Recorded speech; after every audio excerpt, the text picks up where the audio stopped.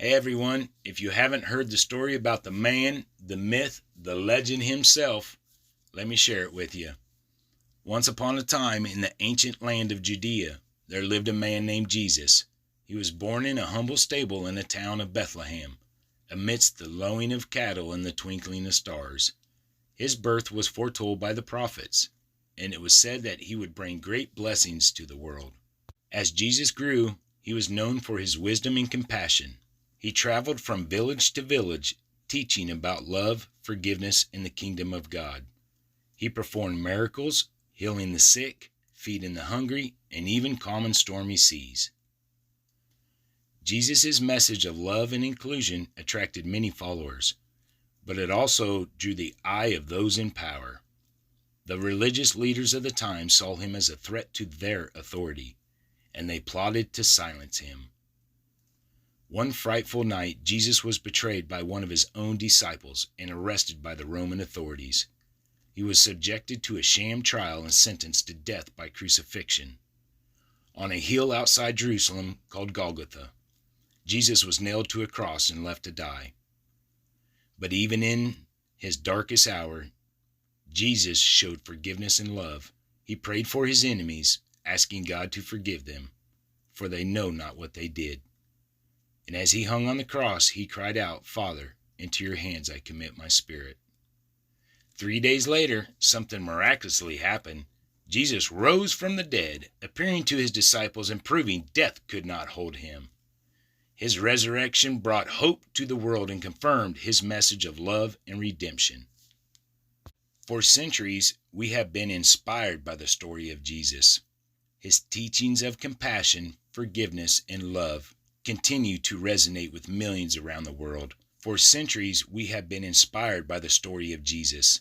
His teachings of compassion, forgiveness, and love continue to resonate with millions around the world, reminding of us the power of love to overcome even the greatest of challenges.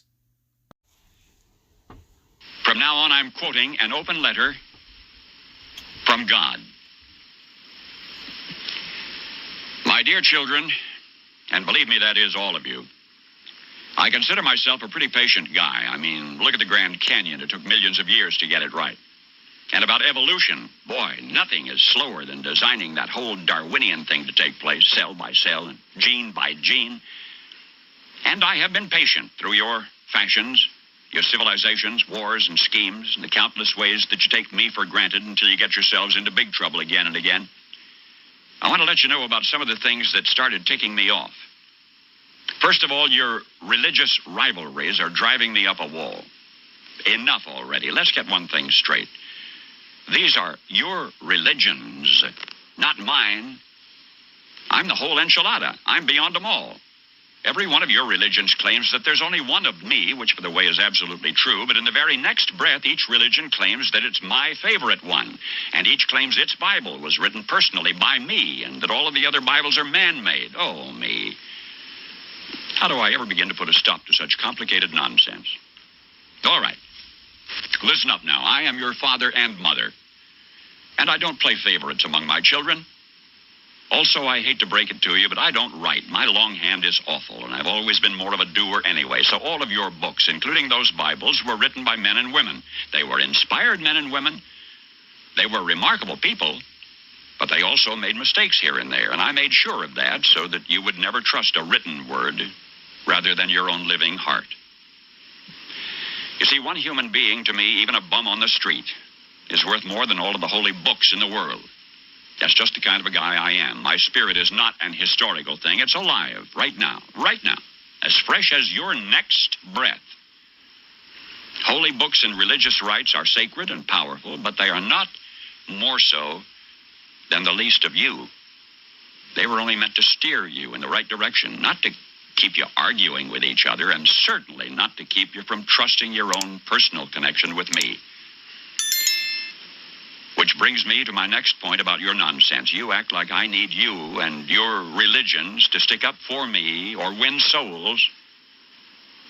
For my sake, please don't do me any favors. I can stand quite well on my own, thank you. I don't need you to defend me. I don't need constant credit. I just want you to be good to each other.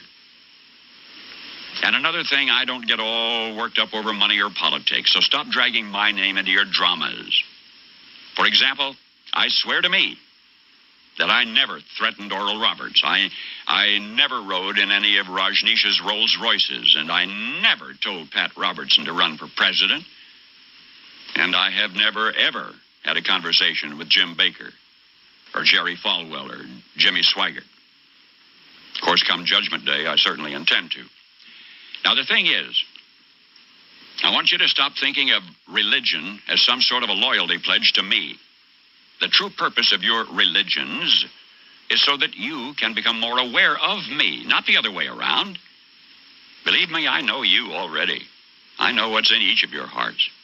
And I love you anyway, with no strings attached. So lighten up and enjoy me. That's what religion's best for. What you seem to forget is how mysterious I am. You look at the petty differences in your scriptures and you say, well, if this is the truth, then that can't be. But instead of trying to figure out my paradoxes and unfathomable nature, which, by the way, you never will, why not open your hearts to the simple common threads of every religion? You know what I'm talking about. Play nice with each other. Love and respect everyone. Be kind. Even when life is scary or confusing, take courage and be of good cheer, for I'm always with you. And learn how to be quiet so that you can hear my still small voice. I don't like to shout. Leave the world a better place by living your life with dignity and gracefulness. For you are my own child. Hold back nothing from life. For the parts of you that can die surely will, and the parts that can't won't. So don't worry. Be happy.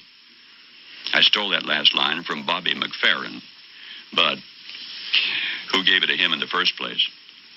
Simple stuff now. Why do you keep making it so complicated?